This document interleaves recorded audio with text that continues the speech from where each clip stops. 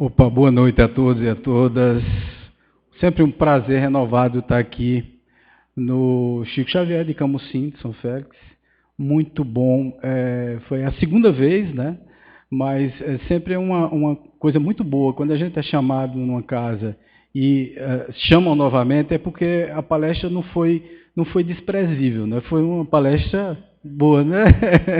Deu para transmitir a mensagem da forma certa. Que é isso que a gente tenta, gente. Deixa eu só colocar aqui, para ficar com a mão livre. Isso, pronto. Ok. Então, na realidade, é sempre muito bom falar sobre o amor, mas principalmente falar sobre o amor e esclarecer de uma forma mais ampla o amor, né? Eu sempre costumo dizer que Chico Xavier nos trouxe o amor dentro da doutrina espírita e consolidou, na verdade, tudo que Kardec codificou na sua doutrina, principalmente em se falando dessa coisa do amor completo, não o amor, esse amor que a gente está acostumando dizer ultimamente, né? Ultimamente a gente tem falado do amor de uma forma tão banal, né? A gente tem comentado sobre amor, assim, eu amo meu sapato. Tem gente que faz isso, né? Eu fico imaginando como é que se ama um sapato. Você pode gostar do sapato, né? Mas amar o sapato é um negócio meio esquisito isso. Mas as pessoas utilizam a palavra amor para, sei lá, para falar sobre coisas tão comuns, né? E o amor é uma coisa tão sublime, tão profunda, tão séria de ser falada, tão fantástica, né? De ser sentida e de ser transmitida para as pessoas. E vem exatamente esse tema, que é o amor e o auto-amor. Por que amor e auto-amor? É porque ninguém consegue amar ninguém se não se amar. Isso é uma das primeiras coisas, né? Então, se a gente não gosta da gente mesmo, se a gente não preza pela nossa própria vida, pela nossa própria integridade moral, física e psíquica, principalmente, naturalmente, você não vai conseguir dar nada a ninguém. Porque ninguém dá nada que não tem, que não possui. E aí vem toda uma história desse amor maravilhoso que aí Kardec revelou, Chico consolidou dentro da doutrina espírita, mas foi o nosso mestre Jesus que nos trouxe. Jesus que tinha uma visão de amor e uma visão do próprio ser humano completamente diferente. Ele, que é o nosso governador espiritual, nos trouxe assim revelações fantásticas há 2000 anos atrás. E há 2000 anos atrás era bem complicado falar do amor da forma como Jesus falava. Hoje é complicado quando a gente fala assim, amar o próximo como a si mesmo. É uma coisa complexa isso. Porque as pessoas pensam exatamente como os judeus da época pensavam, como os fariseus que provocaram Jesus naquela época, exatamente para saber se Jesus entendia da lei como eles entendiam. E para provocá-lo, os doutores da lei, que eram senhores que na época tomavam conta da religiosidade daquele local, da Judéia, e que, para provocar Jesus de uma forma extremamente irônica e inclusive com segundas intenções, fez a pergunta que foi uma pergunta extremamente perigosa. Por que perigosa? Porque Jesus precisava falar da forma certa. Precisava mostrar que conhecia da lei. Precisava principalmente demonstrar que não estava contra as leis mosaicas, contra a Torá, não estava contra o decálogo de Moisés. Quer dizer, Jesus precisava demonstrar ali, em poucas palavras, que conhecia muito bem das leis. Das leis que regiam aqueles religiosos que estavam ali tentando o provar, tentando colocar ele em prova, tentando perguntar de forma extremamente maldosa, maliciosa, querendo jogar uma casca de banana. Que foi exatamente isso que eles fizeram. Eles, puxa vida, vamos ver se a gente pega o rapaz, né? Vamos ver. E aí vejo um galileu, uma pessoa que tinha, porque naquela época as pessoas da Galileia tinham pouco estudo, e aí pega um jovem e faz a pergunta: qual é a maior das leis? E Jesus, que foi exatamente essa pergunta, a pergunta dos fariseus, né? Qual é o maior das leis? A maior das leis. Né? Qual o mandamento maior da lei? E Jesus disse: amarás o Senhor teu Deus de todo o teu coração, de toda a tua alma e de todo o teu espírito. E amarás o teu próximo como a ti mesmo. Isso é de arrepiar, viu, Leandro? Eu fico emocionado só de falar nisso, porque é maravilhoso. Veja, Jesus, o que foi que ele fez nesse momento? Ele mostrou conhecimento da lei, né? Ele mostrou que sabia o que estava falando, sabia do que estava explicando ali naquele momento. Porque as leis judaicas da época, juntando o Deuteronômio, todos aqueles, né, o decálogo, toda a estrutura da lei mosaica, que eram 613 leis aproximadamente, 614 leis, mais o decálogo de Moisés, tinha muita lei. Então ele foi perguntado, ele foi questionado, e estava lá.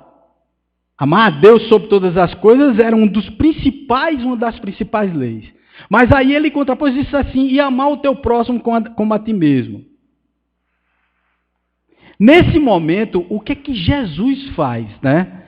Jesus coloca duas leis como as leis principais e interdependentes: amar a Deus sobre todas as coisas e ao próximo como a ti mesmo. É uma revolução. Mas uma revolução que não funcionava muito direito na cabeça dos fariseus da época, porque ele achava que amar o próximo como a si mesmo era o próximo que estava próximo dele. Não era o próximo qualquer um, não. Para eles, o inimigo tinha que ser combatido. O inimigo não podia ser alisado, não podia ser acalentado, compreendido. Não. Se vai de encontro às minhas ideias, se vai de encontro ao que eu penso, o que eu acho, o que eu sinto, você não é meu amigo. Você não tem nada a ver comigo.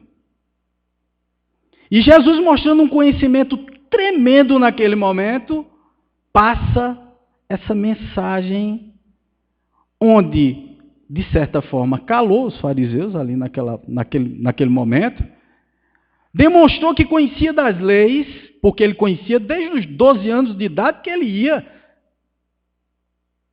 debater com os doutores da lei. E ele conhecia muito, profundamente das leis mosaicas. Jesus, muita gente diz assim: Jesus era cristão. Eu digo: não, Jesus nem cristianismo fundou. Jesus era judeu. Judeu e cumpridor de todas as regras, de todas as normas. Jesus não era um cristão. Cristianismo vai surgir pelo menos uns 300 anos depois, né? Quer dizer, a partir daquele momento ali do concílio e tal, é que surgiu o cristianismo. Cristianismo, na realidade, era a igreja do caminho, porque não era cristianismo, era exatamente a igreja do caminho que transmitia o amor e as palavras do Cristo através de seus apóstolos, depois que Cristo morreu. Mas o cristianismo mesmo só veio surgir 300 anos depois. Junto com a palavra catolicismo, né, que virou a religião católica. Mas, na realidade, Jesus ele tinha essa coisa do judeu entranhada em si. E muitas vezes a gente se questiona essa coisa do amar ao próximo. E muitas vezes a gente vê de uma forma meio deturpada isso. Primeiro é que a gente tem que levar em consideração que o auto-amor é fundamental. Né? É muito importante você se amar. Como eu falei, se você não tem o que dar, você não consegue passar para ninguém, né? Como é que você vai passar amor sem você ter amor? Sem você ter isso tudo dentro de você? Segunda coisa, você precisa amar a Deus.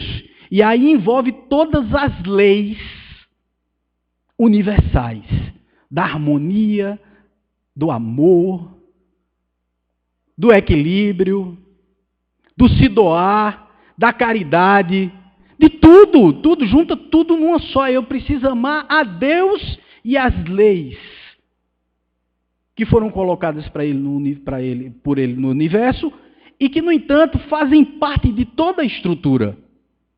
Se você foge dessas leis, você sofre. Não porque é pecado, não porque Deus dá um castigo.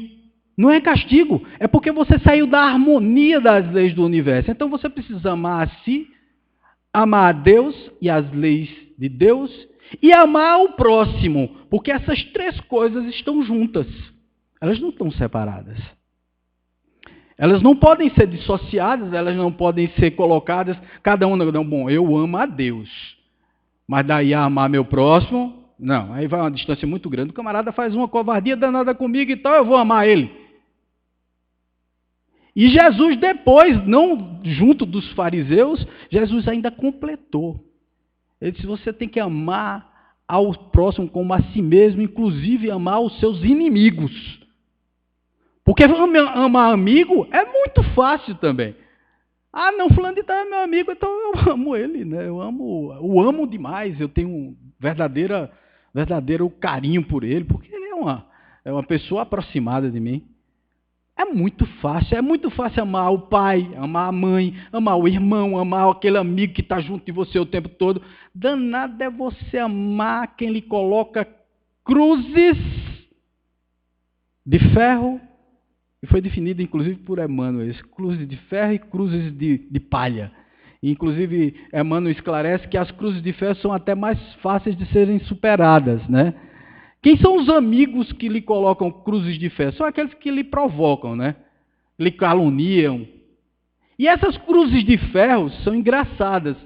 Elas são até muito mais fáceis de serem superadas porque elas são superlativas. São cruzes muito pesadas. Então alguém lhe calunia, alguém diz alguma coisa com você, você tem que provar que você não é. Eu não sei que prova é essa, mas tem gente que tenta provar, né, que não é. Então você só não é. Pronto, acabou. Você não precisa provar para ninguém. Mas às vezes nas cruzes de ferro, que são essas pesadas, essas coisas que a gente tem que carregar, que são pauleiras de carregar, usando um linguajar muito, muito atual, né? Então são cruzes que são difíceis de carregar, mas dá para você superar. Às vezes você vira até Marte. Quando alguém lhe calunia, diz alguma coisa contra você e tal, e quer provar do contrário, todo mundo fica do seu lado e diz assim, tá vendo? Fulano de tal é gente boa, tá vendo? Tudo que falaram sobre ele é conversa fiada, não existia e tal. Danados são aquelas cruzes de palha. As cruzes de palha são aquelas coisas pequenininhas que falam sobre você e que te aperreiam no dia a dia. Quer ver uma cruz de palha boa? Né? É exatamente você conviver com os seus familiares o tempo todo e entender a diferença do outro, o ponto de vista do outro. Isso é uma das cruzes de palha mais difíceis de se carregar, porque elas são constantes e são diárias. Por exemplo, o marido que esquece, vocês mulheres sabem disso, o marido que esquece a toalha molhada na cama. Isso é uma cruz de palha. Né? Aquela cruzinha que ela coloca lá e tal, e vai somando na sua vida, e você vai dizendo, puxa vida, e é todo dia, e não tem esse negócio de tranquilidade não, né? Você vai recebendo ela, né?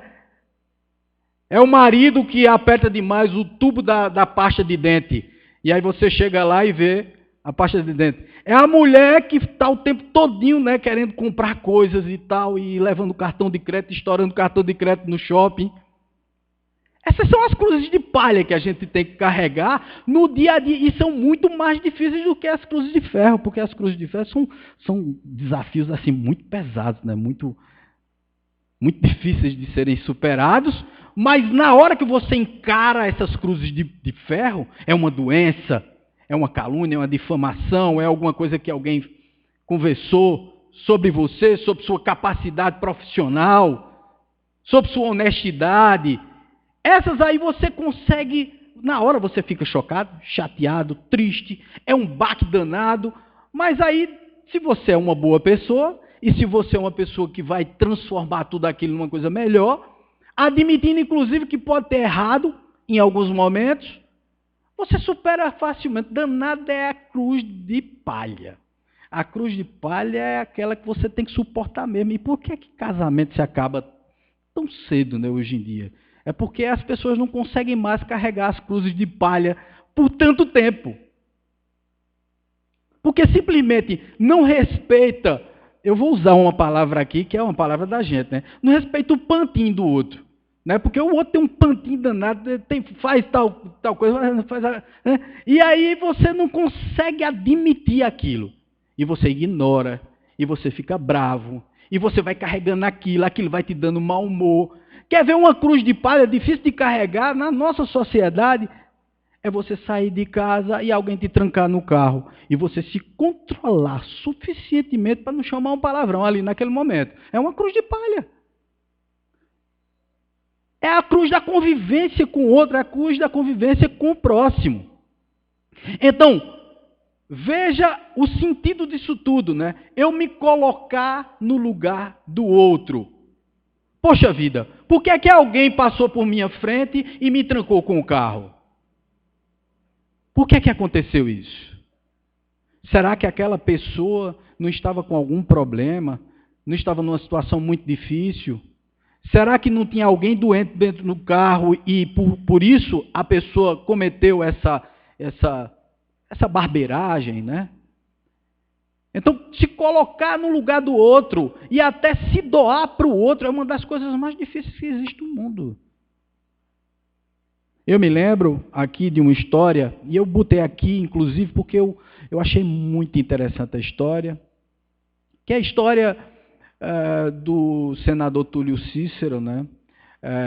Que era senador de Roma e escreveu várias cartas. E uma das histórias que ele conta é uma história de Pítias. Pítias, que era um filósofo e defendia na época dele, defendia a ética, defendia os bons costumes, defendia o povo em relação aos impostos. E Pítias viveu exatamente na Sicília, que era exatamente uma época muito difícil, onde o imperador realmente trabalhava contra o povo. Na época, a antiga Sicília se chamava Siracusa. E Dionísio era um imperador desses selvagens, né? Imperador que realmente exigia do povo e era injusto. Como eram os imperadores naquela época, era muito difícil você ter um imperador que realmente fosse aquele camarada justo com o povo, que não cobrasse os impostos e tal. Geralmente, naquela época, era uma opressão. Os reinados, os imperadores, os reis daquela época, eram imperadores cruéis, né? E o Pítias começou a criticar o Dionísio. E criticou tão ferozmente, de forma tão assintosa, que o Dionísio se chateou. Dionísio chama... Muito obrigado. Dionísio chama Pítias e diz: Pítias, olha, veja só, você precisa parar com isso. E eu estou te dando a chance de você não falar mais sobre essas coisas que você anda falando. Você anda dizendo que é injusto, você anda dizendo que nós estamos roubando o povo, você anda dizendo, olha, eu não disse nada disso contra o senhor, eu disse a favor do povo, porque eu acho justo. Eu disse, não, mas você vai ter que abrir mão desse seu discurso, dessas suas oratórias em praça pública, porque isso está afetando o meu governo. As pessoas estão te dando crédito e isso está afetando o meu governo. E aí Pítias disse, olha, infelizmente eu não posso abrir mão disso, porque tudo que eu estou falando não é mentira, é verdade. Então eu não posso, de forma alguma, voltar atrás, chegar em praça pública e dizer que tudo que eu falei, ou então tudo que eu expus, era uma mentira minha, ou então foi um engano meu. Então eu não posso abrir mão disso. Dionísio, enfurecido, se chateia enormemente com aquilo e diz, você está condenado à morte. Marcou o degolo, né? Era para ser degolado. E na época, na hora, próximo de ser degolado, Pítias fez um último pedido. Disse, olha, veja, eu gostaria de, antes de morrer, ir lá na minha cidade, que fica na Grécia. Eu vou atravessar o mar. Quem conhece mais ou menos o desenho da Itália sabe que a Sicília fica bem na pontinha da bota ali, próximo já das ilhas gregas, tá? Da Grécia, essa coisa toda. E aí, Peter disse, não, eu quero ir lá na minha cidade, na Grécia, e eu gostaria de ir lá para poder ajeitar as coisas, né? Falar com minha mulher, dizer que eu vou morrer, ajeitar as contas, pagar os empregados, resolver os problemas das minhas propriedades e tal. Eu preciso resolver as coisas lá. E Dionísio morreu de rir, né, na hora. Disse, eu vou lhe soltar, aqui, você vai se embora, nunca mais volta. E eu não tenho como lhe pegar mais.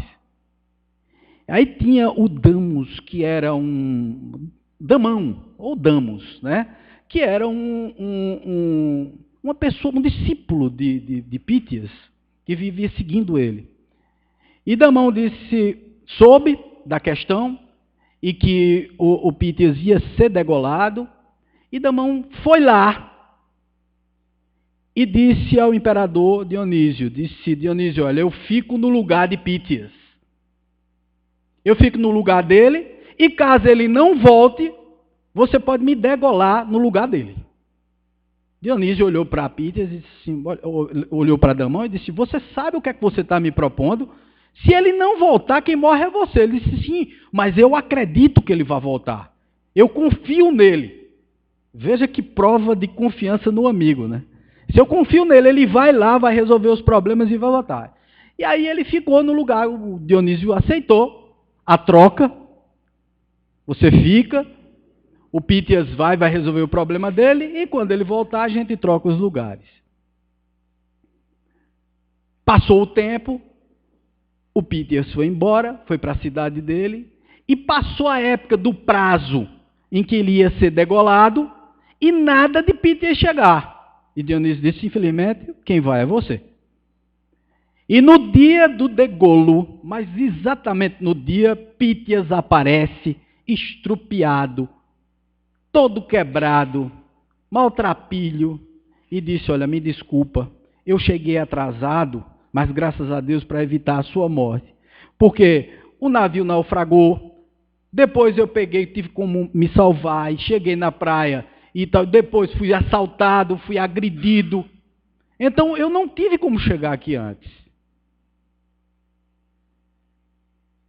E o Dionísio vendo aquela situação, daqueles dois amigos, um que confiou cegamente, porque Damão já estava dizendo a Dionísio, dizendo assim, olha, você pode ter certeza, ele vai voltar. Deve ter acontecido alguma coisa para ele não ter voltado ainda. Então essa confiança no amigo, no outro, no próximo, impressionou Dionísio.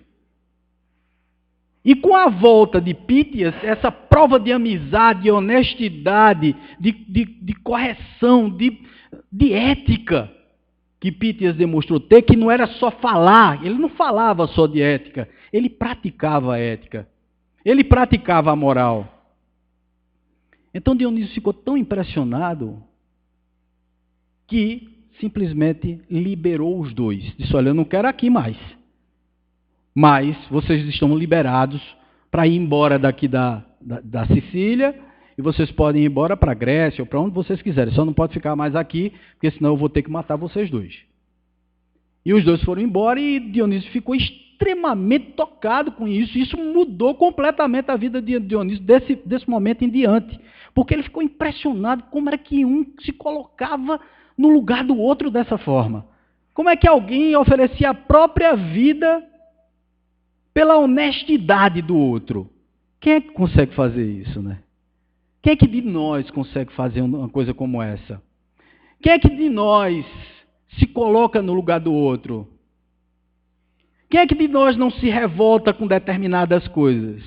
Jesus, nos seus caminhos e descaminhos, então na hora que foi ser crucificado, ele ouviu absurdos de Pilatos. Depois ouviu absurdos de quem ele tinha tratado e curado no caminho. Os leprosos e tal, as pessoas caçoavam dele. Os mesmos que foram curados eram os mesmos que estavam ali na frente dizendo assim, eu prefiro Barrabás. E Jesus jamais abriu a boca para dizer nada. E até na ressurreição, Jesus, quando ressurgiu, não condenou nem Tomé, porque disse que não acreditava, e nem condenou Pedro, que negou ele 3 vezes. Eu confesso que se fosse comigo, a primeira coisa ao ressuscitar, eu tinha olhado para Pedro e tinha dito, mas rapaz, me negasse 3 vezes, não foi? E tu, Tomé?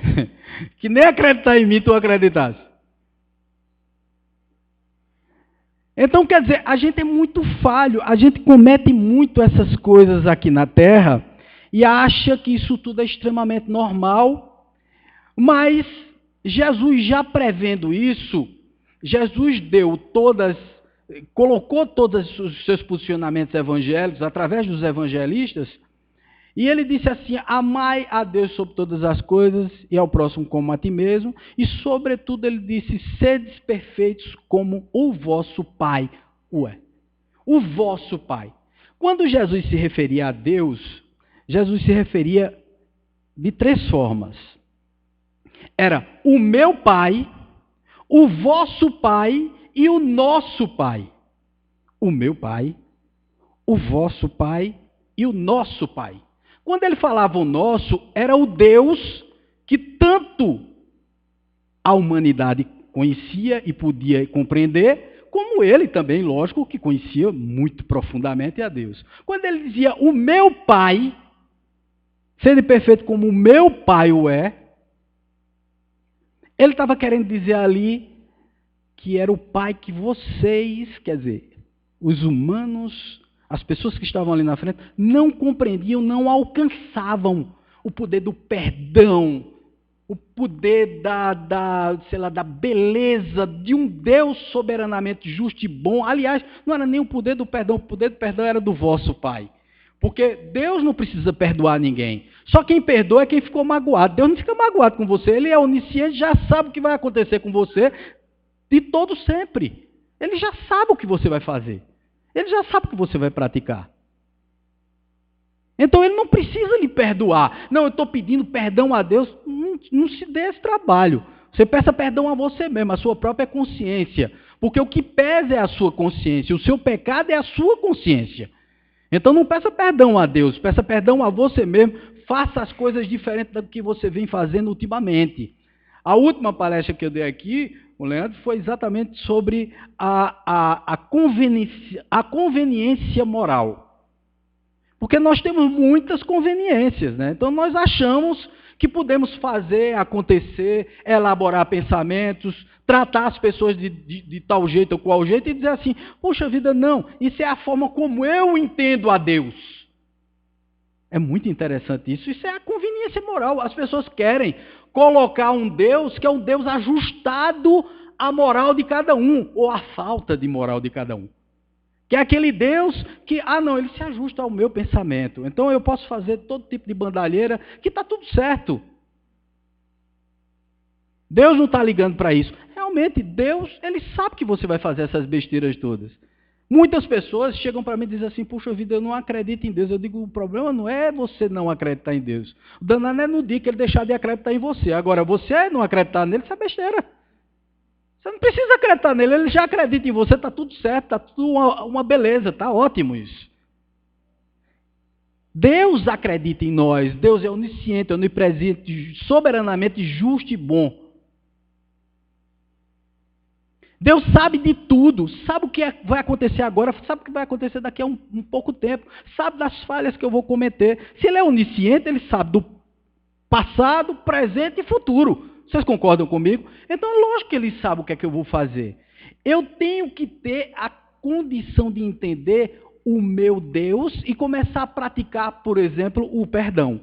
Esse é um amor que eu tenho a Leandro, a dona Risonete, a Hamilton. São formas de Deus me transformar nesse Deus que Jesus disse assim, o vosso Deus. O vosso é o que eu entendo como Deus. E eu posso praticar o perdão. Eu posso perdoar. Eu, sim, posso perdoar.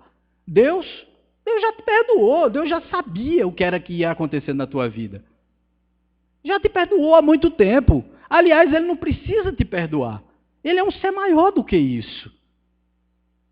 Ele é soberano, Ele é íntegro, Ele é grande, Ele é incompreensível. A nossa mente não consegue compreender a Deus. Esse Deus que Jesus compreendia não é o Deus que Ele disse, sede perfeitos como vosso Pai o é. E muitas pessoas têm confundido isso. Amando coisas que não deveria amar. Colocando o amor em lugares onde não deveria colocar. Porque, na realidade, muitas vezes, acha-se que ali, aquela palavra amor, cabe com sexo, por exemplo. Vocês já viram que as pessoas confundem muito amor com sexo? O ato sexual pode vir com um amor, mas pode vir sem um amor. Vocês concordam comigo? Vocês concordam comigo que os animais fazem sexo, mas não fazem amor? Concordam? Então, muitas vezes a gente diz assim, não, eu fiz amor com fulana e tal. Bom, não sei se foi amor mesmo. Porque pode ter sido um sexo com amor, ou pode ter sido um sexo sem amor. O sexo que eles chamam de saidinha. Né? Vamos dar uma saidinha, ou amizade, na minha época era amizade colorida, tá, gente? Eu não gosto muito de falar desse negócio da minha época, não, porque a gente já se denuncia, né, não, Leandro? O camarada já fica sabendo qual é a idade da gente. Mas a amizade colorida, o que é? É exatamente isso, é utilizar a palavra amor, eu vou fazer amor. Você não está fazendo amor. Você não está praticando o amor realmente. Então, vamos lá. Nos relacionamentos, fazei aos homens tudo o que quererais que eles vos façam. Isso é um dos pontos principais. Isso é uma coisa que foi trazida das religiões orientais, inclusive. De todas as filosofias orientais. Fazei aos homens tudo o que quererais que eles vos façam. Então, se a gente seguir isso, é um grande amor que a gente já está praticando. Eu não faço, sábio, eu não faço a sábio o que eu não quero para mim. Então, eu já estou praticando uma coisa maravilhosa, eu já estou, livrando um bocado desses amores impuros que existem por aí. Eu já estou dizendo assim, puxa vida, eu não vou nunca fazer a sábio o que eu não gosto que faça comigo. Então, eu estou tendo um alto amor, porque eu estou me amando e sabendo que eu sou um ser íntegro, e, portanto, vou respeitar a sábio o tempo todo, e eu vou estar sempre querendo coisas do bem para a sábio. Quem faz isso, hein? Aí vem as cruzes, novamente, de palha. Sábio muitas vezes faz alguma coisa que me desagrada. O ponto de vista dele não é o meu ponto de vista. E aí eu já reajo ferozmente contra sábio. Mas, Wagner, você não gosta do seu ponto de vista, por que você não dá crédito ao ponto de vista do outro? Ou então, ao menos, respeita o ponto de vista do outro.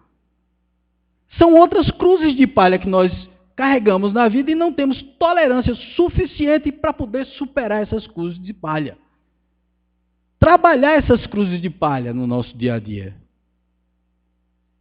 Superar o desamor que nós temos em relação aos nossos desafetos, a pessoas que nos desagradam profundamente e que a gente chama de energia que não cruza com a minha. Quem é que não tem esse negócio de energia que não cruza com a minha? Não, fulano de tal, rapaz, ela parece que, rapaz, não cruzou bem.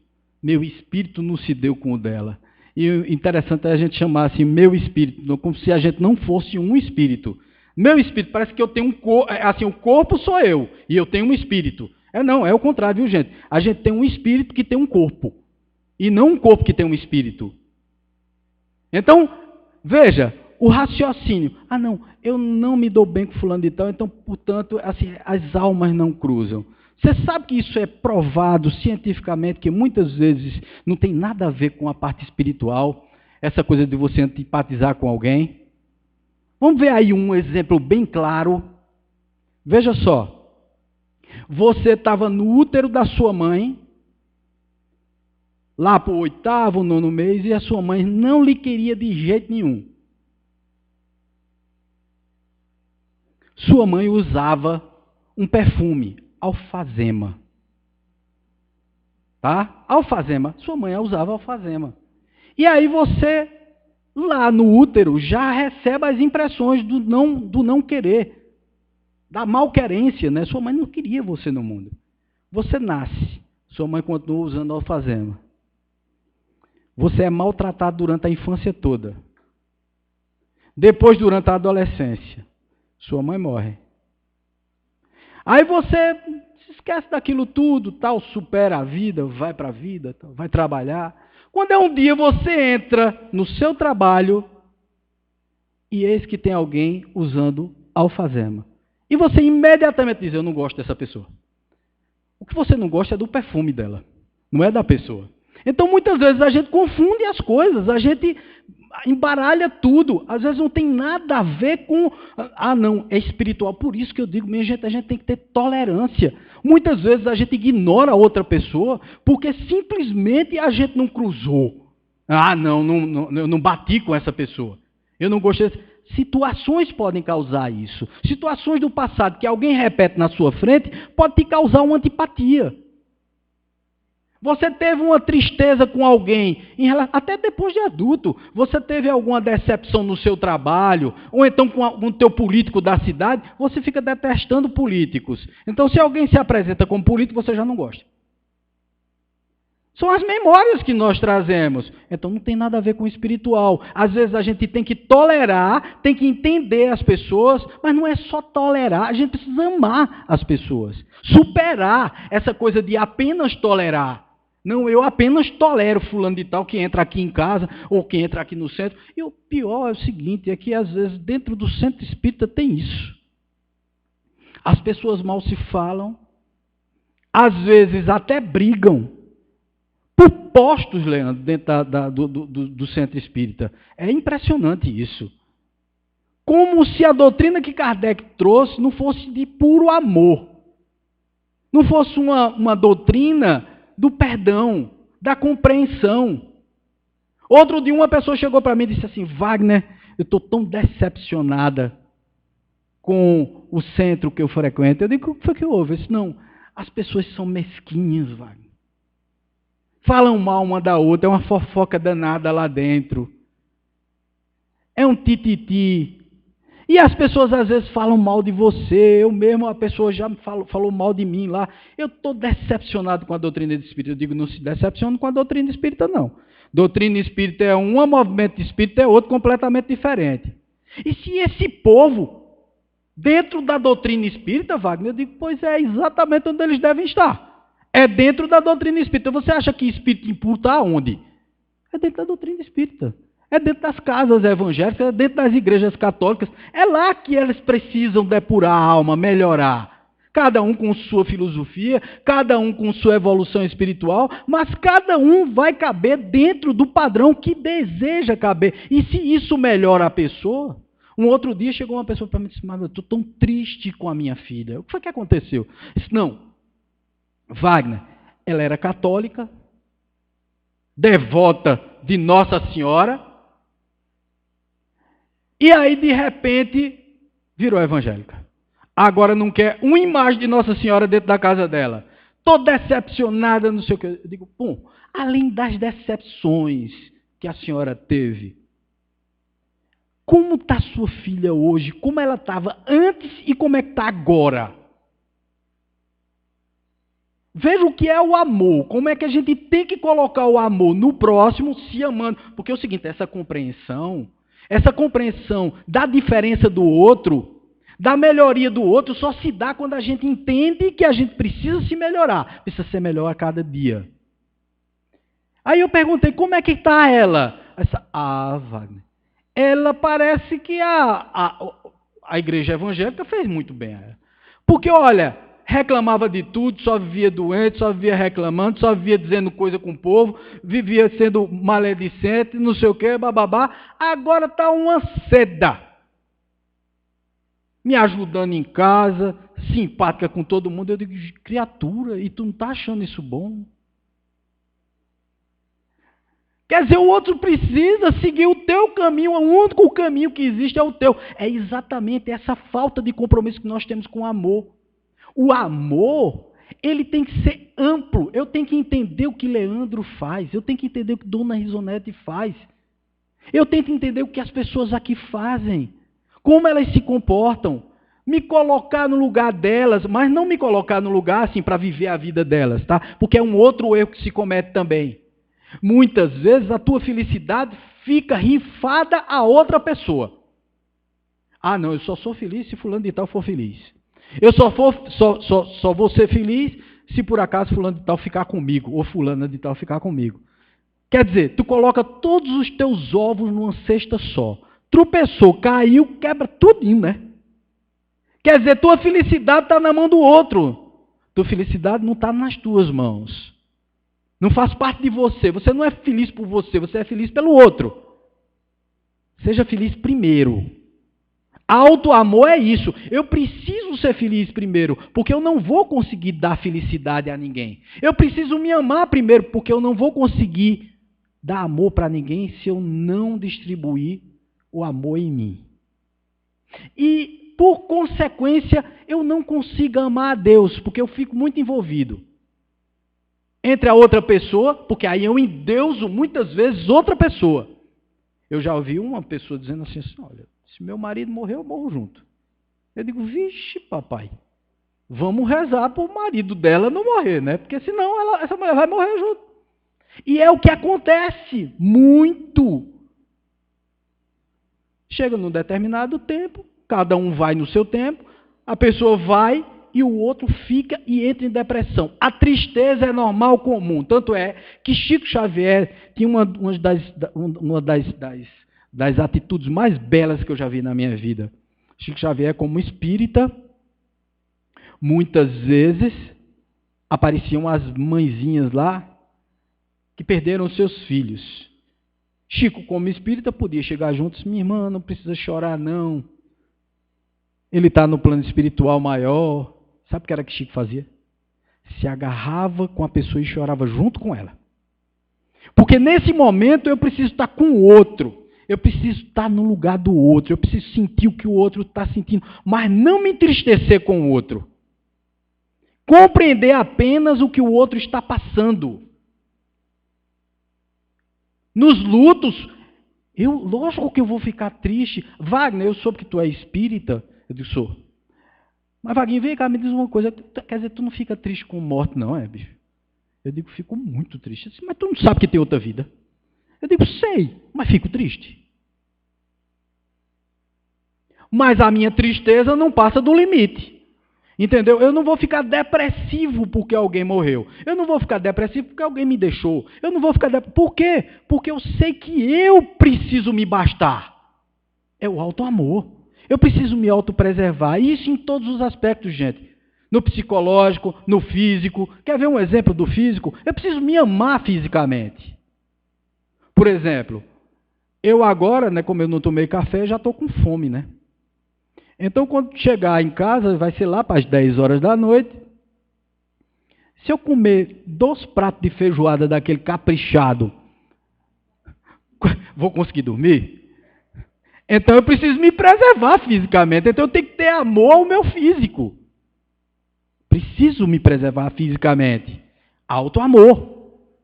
Para eu passar o amor que eu tenho, inclusive no plano espiritual me desdobrar e ir trabalhar nos hospitais espirituais, com a espiritualidade, ajudando pessoas que desencarnaram, pessoas que estão doentes, sem compreender a situação de desencarnados, assistir palestras no plano espiritual, que é tão bom, né?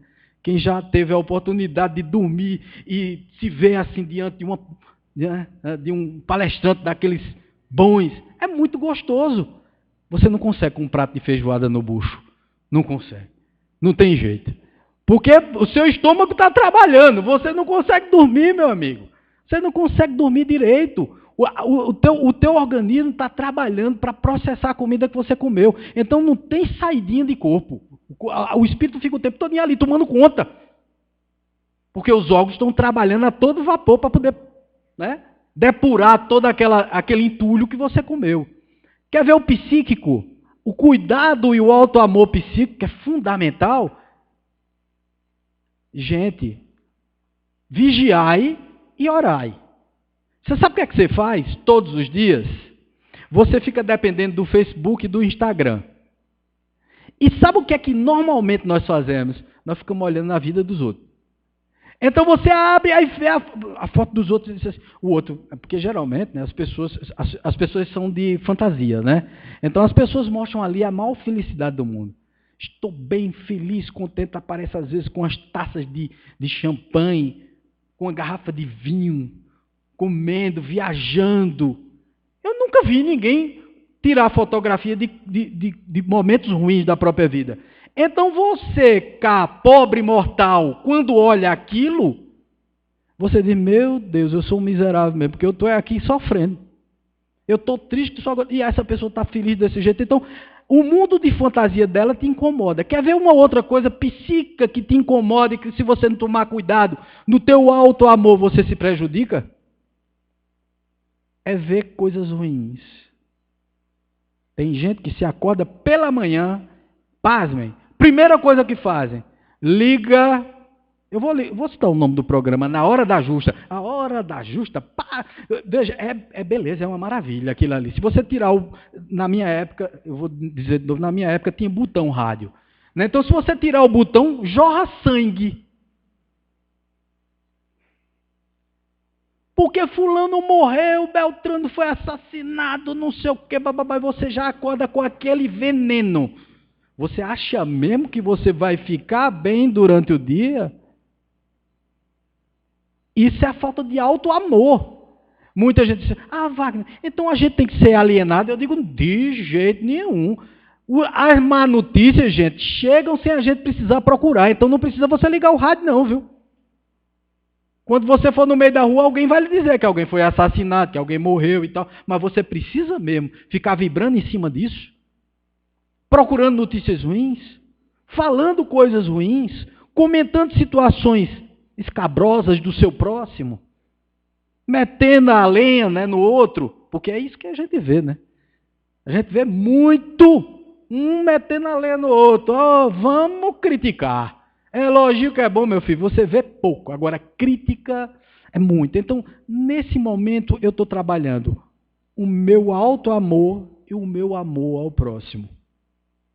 E, ao mesmo tempo, como eu estou colaborando para o equilíbrio universal, eu estou amando a Deus. Deus quer sentir o nosso amor de forma profunda, equilibrada. Diferente desse amor que a gente acha, não, eu vou ficar o tempo todinho ajoelhado rezando para Deus. Essa semana o Papa saiu com uma que eu achei fantástica. Esse, o que é que adianta estar dentro da igreja distribuindo fel, ódio, conversa mole? Ele só não disse isso. Então, é preferível um ateu a um católico desse jeito. Veja o que o Papa... Eu não sei como aquele Papa não já foi impedido. Não houve um impeachment do Papa. Porque, sinceramente, ele fala coisas assim que são fortes. Tem coragem, entendeu? De dizer as verdades. Outro dia ele saiu com outra. Sobre não se chama mais homossexualismo, a homoafetividade. Ele disse, são os nossos irmãos, ninguém pode tratar o outro pela sua escolha sexual. Vamos respeitar o outro. Isso é amor, gente. Isso é amor. Eu estou amando a sua opção.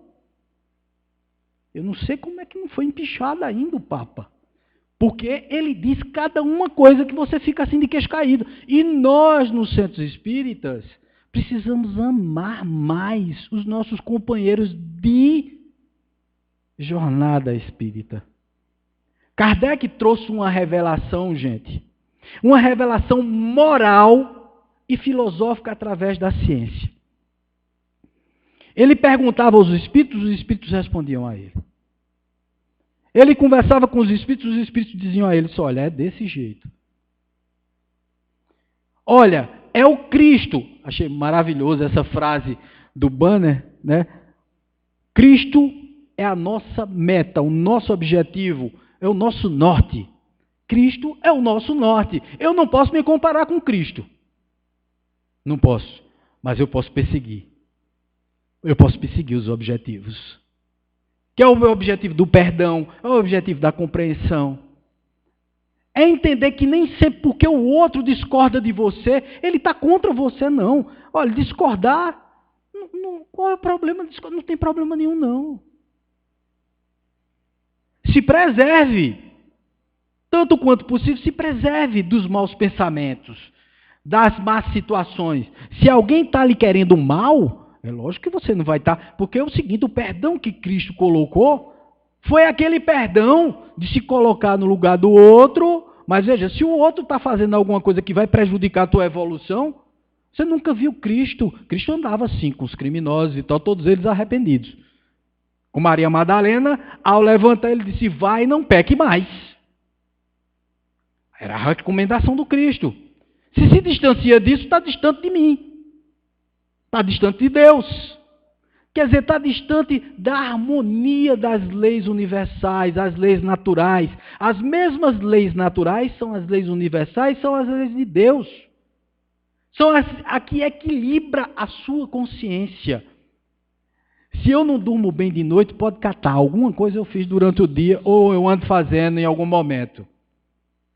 Tá? Então, na realidade, o equilíbrio da minha mente está diretamente, proporcionalmente ligados a essa minha disponibilidade de perdoar, de olhar o outro de uma forma diferente. Sem críticas, sem pensamentos de, não, fulano de tal tem que fazer assim, fulano de tal tem que fazer assado. Eu julgo, nós julgamos as pessoas demais. Nós criamos situações, gente, que são situações insustentáveis, porque se o outro começar a se chatear com você, acaba a amizade. Vocês concordam comigo? Que pode se acabar a amizade completamente. Porque se o outro souber do que você anda falando sobre ele, acabou a sua amizade. Destruiu-se tudo. Gente, se alguém não está localizado no seu pensamento, poxa, deixa o outro chegar. Se o pensamento dele está ruim, se a forma dele pensar está complicada, não critica não, deixa a coisa rolar, deixa o mundo tratar disso. Você pode aconselhar? Aconselhe, converse com a pessoa. Às vezes esse conselho não é bem ouvido. Não tem problema, você fez a sua parte. Não é querendo ser superior a ninguém, mas sim dar a mão ao outro, ajudar o outro a evoluir, da mesma forma como você está evoluindo, pensando bem. Mas não critique, porque na hora que você critica, sua evolução já ficou abaixo. E Kardec nos trouxe uma coisa maravilhosa. São 3 passos fundamentais para você evoluir dentro do espírito, ou para ser um espírita de verdade. Para ser um espírita de verdade, porque muita gente é simpatizante, né? Simpatizante do espiritismo não é espírita, é simpatizante. Mas para ser espírita, o que é que você deve fazer? Primeiro, estudar muito, porque sem estudo, sem instrução, nada funciona. A segunda coisa é amar o semelhante. Caridade. Fundamental. Amar. Ou a primeira coisa é amar, a segunda estudar. Espíritas, amai-vos. A segunda, espíritas, instruí-vos. Mas tem uma terceira, que é a mudança íntima. Não adianta absolutamente nada, tudo que vocês estão ouvindo aqui, se ao sair daqui, aparece uma cruz de palha. Sabe qual é a cruz de palha? E eu vou dizer, foi você que arrumou ela. Porque você chega lá fora do Chico e para o carro na garagem de alguém. Isso é uma cruz de palha que você está arrumando, viu? Pode ter certeza. Porque o camarada vai lhe esculhambar. E você, que não está preparado, pode estourar. Então, o grande lance é, eu não tenho que criar situações para ser repreendido de forma alguma. A segunda coisa é, tudo que eu escuto na doutrina espírita, eu preciso praticar e estudar. Por quê? Porque é fé raciocinada. Não é porque me dizem, é porque eu entendi que é razoável. É razoável a fé espírita. É razoável entender a reencarnação. Aliás, se você seguir os preceitos, os princípios fundamentais do Espiritismo, a lei da ação e reação, da causa e efeito, a reencarnação, a sobrevivência da alma, o amor. Se você seguir esses preceitos básicos do Espiritismo, você faz tudo para viver bem. E sua reforma íntima já está bem encaminhada. Porque o grande lance não é alcançar tudo de uma vez, gente. Nós não temos condições ainda disso. Vá com calma mesmo. O importante é fazer como Santo Agostinho dizia, a cada dia eu faço uma coisa melhor. A cada dia eu tento me melhorar. Eu subo um degrau na minha evolução. Às vezes não precisa nem um degrau, basta uma caixa de fósforo. Uma pedrinha em cima do chão, igual uma pedra, uma caixa de fósforo, onde você suba mais um pouquinho.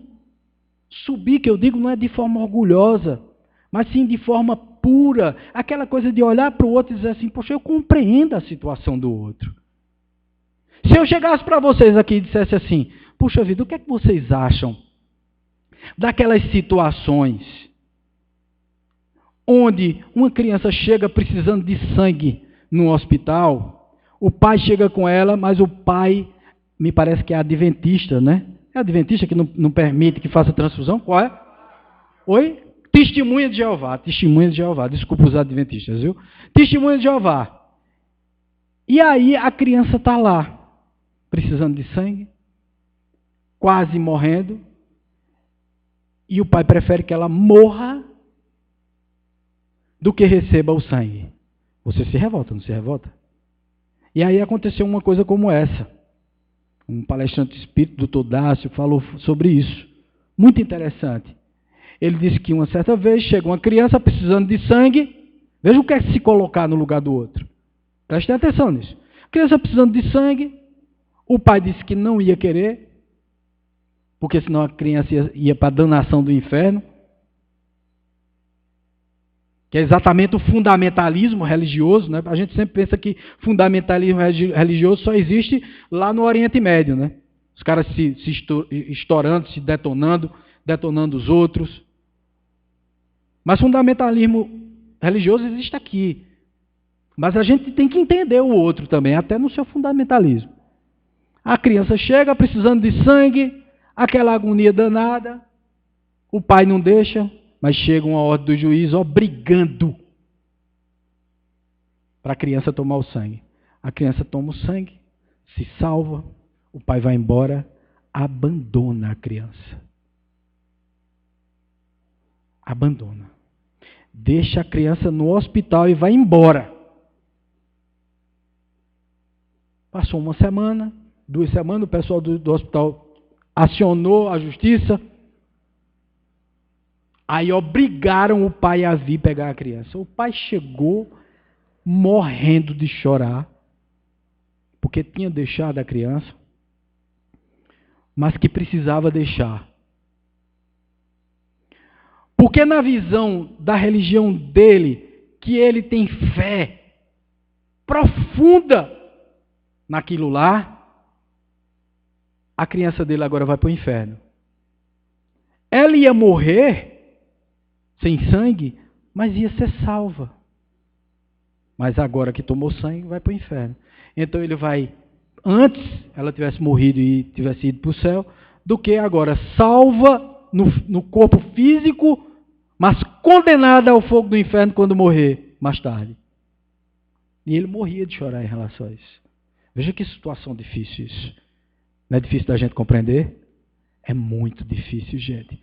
Se colocar no lugar do outro é muito difícil. Mas se você pensar direitinho, dentro da ótica dele, ele está certo. Preste atenção nisso. Eu estou falando da ótica dele. Da visão dele. Ele acredita piamente naquilo, ele acredita com todo o seu coração, sua alma. Então, para ele, a criancinha dele vai para o inferno. E quem fez isso foram os médicos. É uma coisa absurda? Nós aceitamos? Não, não aceitamos. Isso não tem lógica? Não tem. É exatamente isso. Esse é o problema, não ter fé raciocinada. É que muitas vezes a gente coloca o amor em coisas que não existem. Em coisas que não têm cabimento. A gente acredita em coisas que não deve acreditar. Mas eu preciso compreender o ponto de vista desse pai. Eu preciso compreender. Por que é que ele está tão triste? É um absurdo. Não é um absurdo? Todo mundo entende que é um absurdo. Mas eu me coloco no lugar do outro, nada, porque eu mesmo, se estivesse no lugar, eu tinha dito, o senhor é um ignorante. Eu tinha dito na hora. Isso é um absurdo. Mas eu não estava me colocando no lugar dele. Para entender a dor dele por achar que o filho dele vai para o inferno. E todos nós sabemos, por favor, sabemos que não existe inferno. Não existe inferno, existe o inferno consciencial. Mas não existe o inferno circunscrito e tal. E o que é que uma criança ia fazer no inferno? Aquela criança que ainda nem viveu essa vida. Ela pode ter as suas falhas de outras vidas, ela é um espírito devedor, etc. e tal, mas naquela vida ela não fez nada. Uma criança de 3 anos de idade, que está ali para ser salva. E que provavelmente ele não levou em conta isso, provavelmente vai ser um médico no futuro, vai salvar pessoas, vai ser alguém do bem, vai construir prédios, vai ensinar pessoas, vai fazer com que a humanidade se desenvolva, mas ele não vê por esse prisma, entendam isso. A gente precisa muitas vezes se colocar no lugar do outro. O homem-bomba que eu tinha falado. Alguém entende o homem-bomba? Todo mundo vai dizer, aquele é um fanático, um louco, tem que ser preso, ser detido, ser morto. Mas vocês já imaginaram que o homem-bomba acha que está fazendo aquilo para o bem da humanidade? Ele acha isso. Vocês estão percebendo a sutileza disso? A seriedade de se colocar no lugar do outro, mas sem ser o outro, é apenas entender a posição do outro e não ignorar. Eu não concordo, mas eu não ignoro. Eu não quero que ele morra. Porque a maioria diz, um homem-bomba, só presta morto. Alguém tentou esclarecê-lo, alguém tentou conversar com ele. Não, ninguém quer saber disso, né? Quem quer chegar perto de um homem-bomba? Vai explodir junto. Mas nós precisamos, veja, são casos extremos, não é isso que eu exemplifiquei. Colocar no lugar do outro, amar o outro do jeito que ele é. Você só tendo um alto amor muito grande e um amor a Deus fantástico para você chegar nesse nível. Eu confesso a vocês, eu ainda não possuo isso. Se algum de vocês aqui possui esse amor completo, inteiriço, eu parabenizo muito. Mas nenhum de nós tem esse amor profundo, descomprometido. E muitas vezes alguém chega assim, senhor Wagner, esse negócio, por exemplo, de fazer caridade, que a tua mão direita não veja o que a esquerda deu, ou vice-versa, seja lá como for, mas uma mão não pode ver o que a outra fez. Não é assim? E muita gente diz assim, não, ninguém pode me fotografar, eu estou doando cestas básicas, nós fazemos a campanha do quilo, aí o povo vai lá, fotografa. Não, essas fotos não podem sair, porque espírita não divulga o trabalho. Espírita divulga o trabalho sim, gente.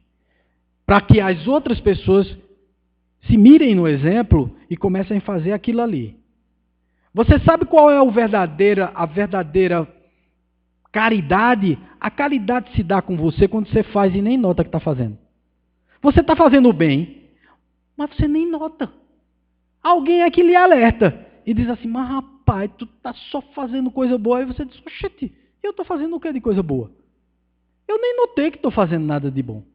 Eu estou fazendo a minha obrigação, eu estou cumprindo com o meu dever. Isso é caridade. É quando você não nota e que é para os outros, não é para você. todas as vezes que envolve o seu interesse, deixou de ser caridade. Por exemplo, muitos confundem caridade com filantropia. Caridade é exatamente dar com a mão e não ver com a outra. Jogar as duas mãos no trabalho. A filantropia não. A filantropia você fica pensando em doar para poder ter desconto nos impostos, para poder aparecer. Fulano de tal é um filantropo, é um benemérito mundial, e não sei o que e tal. O cara pega status com aquilo ali. Eu não vou citar aqui nomes nenhum, mas tem muitos assim. Isso não é caridade, isso não é o amor ao próximo. Isso é amor a si próprio só, e egoisticamente. E esse amor egoísta por si próprio causa o orgulho, a vaidade, o preconceito. Porque você acha que só você é o bom. Não é esse alto amor que eu estou falando. Eu estou falando o alto amor de você se preservar, de você cultivar o amor dentro de você. A saúde, o bem-estar do outro. E aí, fazendo isso, você consegue fazer a caridade para o teu próximo. Você consegue estender a mão. Você consegue parar de falar na hora de falar de alguém. Não, Leandro fez alguma coisa e tal, aí chega o outro, vai falar para ele e tal, aí estão os dois conversando, eu chego e Leandro diz, ó, tu soubesse. Eu digo, rapaz, eu nem soube e nem quero saber, mas rapaz, tu é grosso. Eu digo, não sou grosso. É porque é o seguinte, eu sou fofoqueiro mesmo. Então se tu disser a mim, eu vou terminar dizendo ao povo. Não, mas é um segredo. Sim, se é um segredo, guarde para você. Não me fale não, pelo amor de Deus, porque eu sou muito imperfeito. Eu vivo dizendo, eu não sou baú para guardar segredo. Eu não sou baú. Então não venha me contar segredo, não. Se for desses maledicentes, tu soubesse o que fulano fez. Eu digo, não me conta não, senão eu conto. Senão eu vou ficar pensando mal. Está entendendo? A gente ainda é perfeito demais. Então todos os dias que a gente faça uma coisinha do bem, nem que seja mínima, atravessar uma pessoa com dificuldades ou com problemas físicos, a rua, ouvir alguém, as queixas de alguém, os problemas que alguém tem, sem julgar. Porque a gente tem que escutar sem julgar, a gente tem que ouvir sem colocar um juízo de valor, aquilo ali necessariamente, aquilo tem que ser do meu jeito.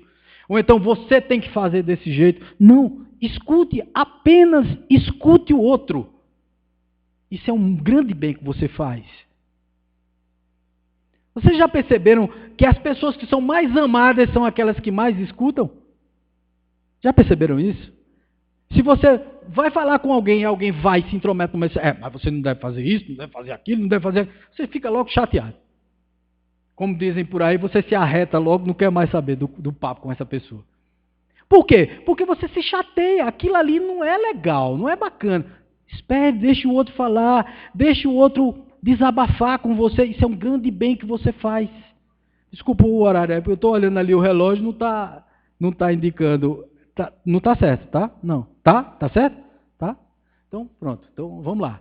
Então, quer dizer, muitas vezes você precisa fazer esse bem sem olhar quem. Eu passei muito do horário, eu fiquei olhando ali o horário passando, e eu digo, não, só pode estar quebrado.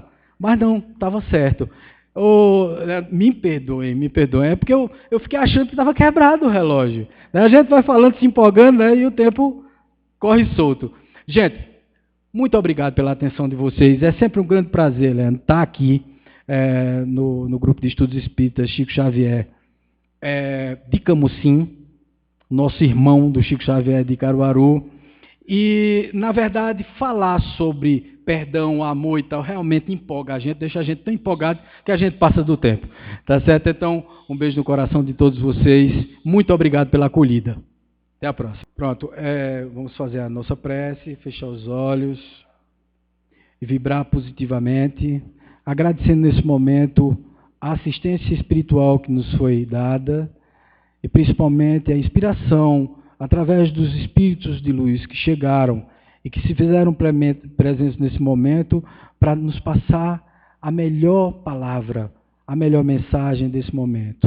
A mensagem que cala fundo no coração, nas almas, das pessoas que estão, tanto aqui como estão também na internet, fora daqui, fora do local.